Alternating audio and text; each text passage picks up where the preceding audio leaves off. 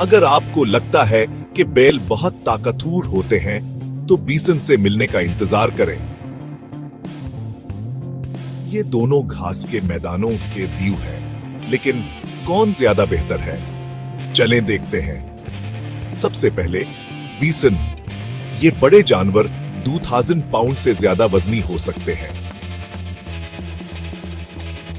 ये एक छोटी कार जितना भारी है। ब्रेकटील है। बीसन के बड़े घने सर होते हैं और उनके कंधों पर एक कोहान होता है जो उन्हें बहुत मजबूत बनाता है। अब बेल, वो भी कोई हल्का फल्का नहीं होता। बेल का वजन तकरीबन 59 पाउंड हो सकता है और उनके पट्टे बहुत ताकतवर होते हैं। वो तेजी से दौड़ सकते हैं और इनके सींग बहुत तेज होते हैं। Break time.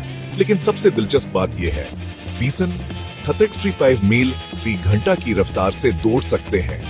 ये स्कूल जोन में ज्यादातर कारों से तेज है। बीसन पॉइंट सकते जोन 1 कर रहा और अपनी मोटी खाल और बड़े सर के साथ वो सख्त लड़ाइयों का मुकाबला करने के लिए बने हैं।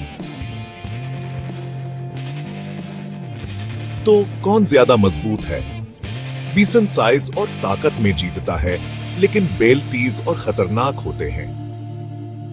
आखिर में दोनों हैरत अंगेज जानवर हैं। बस उन्हें दौड़ का चैलेंज ना दें।